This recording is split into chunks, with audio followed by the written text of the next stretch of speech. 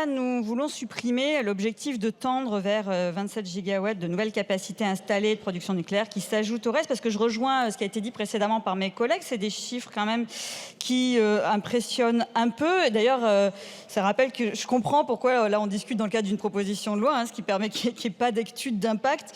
Et quand on voit le délire que vous êtes en train de nous proposer, je comprends, je me dis ça vous arrange quand même qu'on n'ait aucun coût à annoncer, aucune étude d'impact, aucun chiffre sur quoi s'appuyer réellement, surtout quand on sait le fiasco annoncé qu'est la relance du nucléaire.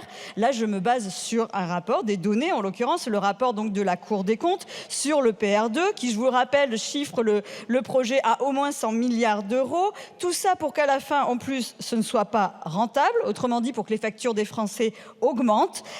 Donc pourquoi? Parce qu'on est en plus avec une technologie qu'on ne maîtrise pas. On nous annonce au mieux donc les premiers réacteurs vers 2038, et je dis bien au mieux parce qu'on connaît tous quand même le passif de la technique EPR. On rappelle Flamanville, plus de 12 ans de retard, un budget qui est passé de 3,3 milliards à 19 milliards au final.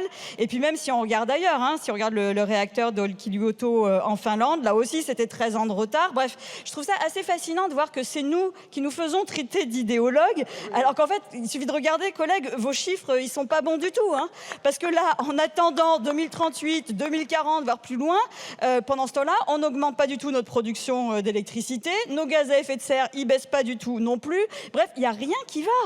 Et en fait, on est en décalage complet avec l'urgence écologique qu'on vit avec votre programme de relance là. On ne sait plus sur quel ton le dire, mais il y a l'Organisation mondiale météorologique qui a annoncé tout récemment que ça y est, c'est fait, les accords de Paris, c'est bâché, on va dépasser les plus 1,5 degrés d'ici à 2030.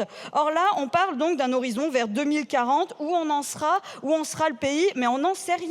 On nous promet déjà que les réacteurs en bord de littoral se retrouvent les pieds dans l'eau à court terme, et puis pour les autres réacteurs en bord de fleuve, mais comment on va les refroidir? On n'en sait rien du tout.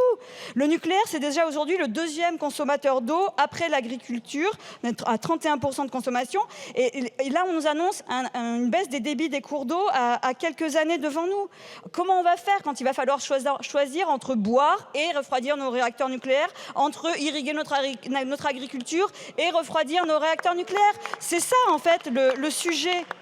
Et juste pour donner un exemple concret, rien que l'été dernier, par exemple, la centrale de Golfech, ils ont dû arrêter un réacteur, c'était au 30 juillet 2024. Pourquoi? Parce que la Garonne était beaucoup trop chaude pour qu'on puisse rejeter l'eau issue des réacteurs qui aurait encore augmenté de manière trop importante l'eau de la Garonne. Mais comment on va faire dans 10 ans, dans 15 ans? Tout ça n'a aucun sens. Le nucléaire n'est pas résilient au changement climatique. Et je trouve ça complètement fou d'être là à prétendre parler programmation énergétique. Il y a même des collègues qui voulaient qu'on entérine tout ça pour 60 ans devant nous, sans prendre en compte cet aspect fondamental. La Macronie jusqu'au Rassemblement national, vous prétendez lutter contre le changement climatique avec le nucléaire. Moi, j'ai envie de vous dire que quelque part, c'est le changement climatique qui est en train de lutter contre le nucléaire. Ce qu'on doit programmer, planifier aujourd'hui, c'est l'avenir, c'est une production énergétique pour nos générations futures. Et là, pour le futur, qu'est-ce qu'on leur prépare? On leur prépare des déchets ultra toxiques qu'on ne sait toujours pas traiter, qui s'entassent dans des piscines qui débordent. Et pour ceux qui sont dans la plus haute radioactivité, je vous rappelle que ceux-là, on va se les fader pour plus de 100 000 ans. 100 000 ans. La seule solution qu'on nous propose, c'est l'enfouissement à 500 mètres sous terre avec le projet Cigéo, qui lui aussi va nous coûter un bras et qui est un pari complet. Il faut bien que ceux qui nous écoutent le sachent, en fait. Cigéo, c'est pas un coffre-fort dans lequel on va enfermer des déchets ultra dangereux. C'est un pari. Le pari qui est fait, c'est que les substances radioactives, là, le temps qu'elles traversent les différentes matières, le béton, etc., ensuite, on espère que la couche d'argile qui est au-dessus va les retenir suffisamment longtemps avant qu'ils arrivent à la surface pour qu'ils ne soient plus trop toxiques à ce moment-là. Mais vous vous rendez compte? C'est un pari complètement démentiel. On va le perdre, ce pari. Bref, cette relance complètement folle qui se fait dans la lignée de la volonté complètement ultra-nucléarisée du Rassemblement national, elle nous envoie dans le mur. Il n'y a rien qui tient. Il faut absolument reconsidérer cette politique-là, développer les énergies renouvelables et en finir avec cette relance du nucléaire qui est complètement folle, basée sur aucune donnée scientifique sérieuse. Bravo.